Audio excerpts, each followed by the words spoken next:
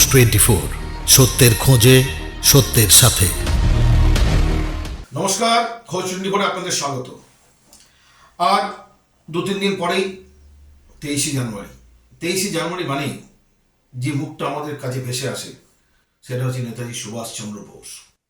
এই সুভাষচন্দ্র বোসের কথা যখনই বলি আমাদের গায়ে কাটা দেয়। হয়তো এই একটা দিন নানাভাবে নানা জায়গায় ভারতবর্ষে কোনায় কোনায় পালিত হবে সুভাষচন্দ্র বসুর জন্মদিন। ভারতবর্ষের আর কোনো নেতার এরকম জন্মদিন পালন হয় কিনা আমার জানা নেই। যাই হোক, যে কথাটা বলতে চাইছি, আমাদের দেশের এনএসএ মানে অজিত ডোভাল, আপনারা সবাই তার কথা জানেন।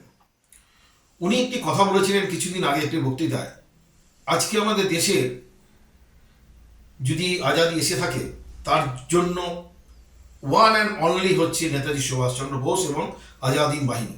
The idea that came to his mind, I'll fight the British. I will not beg for freedom. It is my right. I have to get it. And if I beg for it, it will be conditional, it will have something. India would not have been partitioned if Subhash Bose was there. Jinnah said, I can accept only one leader.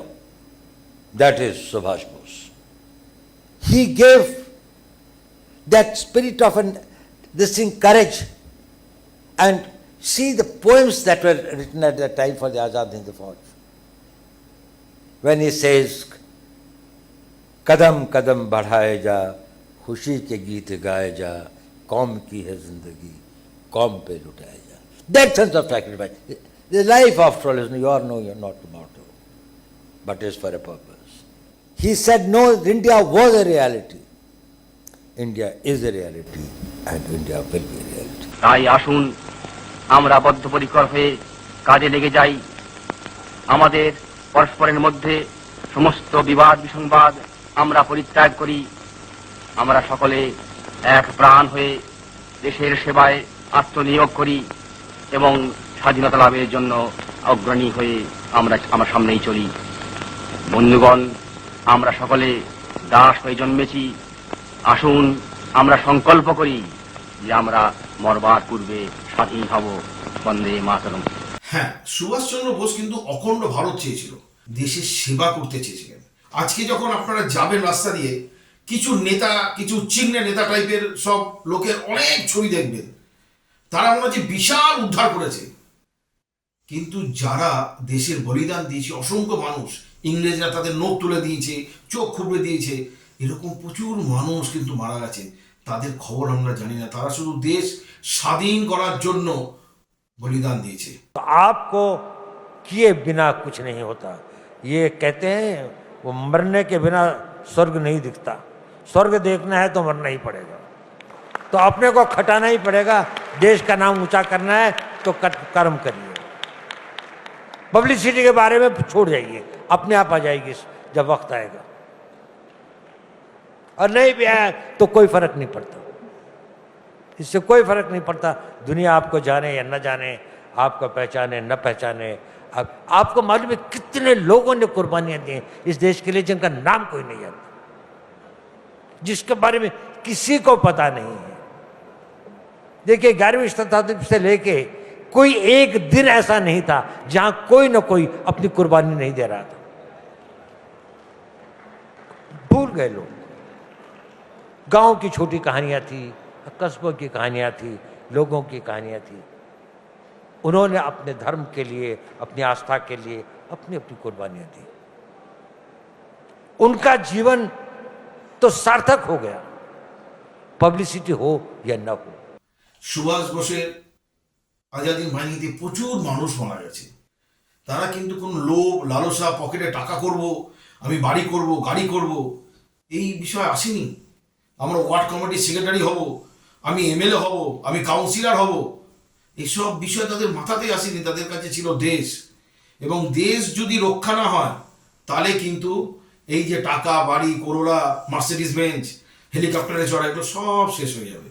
Ajit Doval একটা কথা বলছিল, आप doctor हैं, engineer है, कोई भी है, जो भी काम कर रहे हैं परफेक्शन के साथ करें, the nation will be great. एक बार एक जहाज के अंदर में जापान से लेके वो जहाज चला मेरे ख्याल से वेस्ट कोस्ट की तरफ, अमेरिका में की तरफ जा रहा था। तो एक कोई था जिससे खाना खा रहे थे, तो गालियाँ दे कि उसको खाना नहीं दिया था। तो उन्होंने कहा कि मुझको खाना क्यों नहीं दिया? उसने कहा आपका जो टिकट था उसमें खाना नहीं था। तो वो गाली देने लगा कि जापान ऐसा है, जापान के देश ऐसा है। तो उसके पीछे एक जापानी बैठा हुआ था, उसने कुछ नहीं कहा, उसने लाकर अपनी थाली उसके सामने रखी और उसने खाना खा लिया। वो बैठा रहा। तो एक ब्रिटिश था, उसने उससे फिर पूछा, उसने कहा शायद इस आदमी को पता नहीं था कि इसका टिकट या इसका पैसा जो था, जिसमें भोजन भी शामिल था, वो कुछ अधिक था। लेकिन मैं इस खाने को नहीं खा सका क्योंकि वो मेरे देश के लिए ऐसा कह रहा था। मेरे गले से वो नहीं निकला क्योंकि मैं इसको सुन नहीं सकता था। वो आपके दिलों में होता है।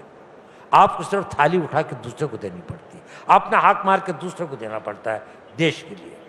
এই প্রত্যেকটা কথা যদি আমরা ভারতবাসী মনে রাখতে পারি যে দেশ আগে, আপনি অজিত ডোভালের কথা শুনবেন যে কত মানুষ মারা গেছে এবং এখনো টিল টুডে এই যে গোয়েন্দা রয়, কত লোক দেশের জন্য প্রাণ দেয় জানেন?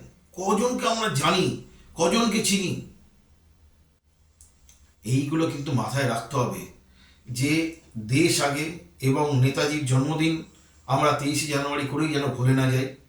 আরেকটা কথা আমি সরকারের কাছে রাখব, যে ফাইলগুলো এখনো ডিসক্লোজ করা হয়নি সেটা যেন আমাদের সরকার, কেন্দ্রীয় সরকার ডিসক্লোজ করে দেয়।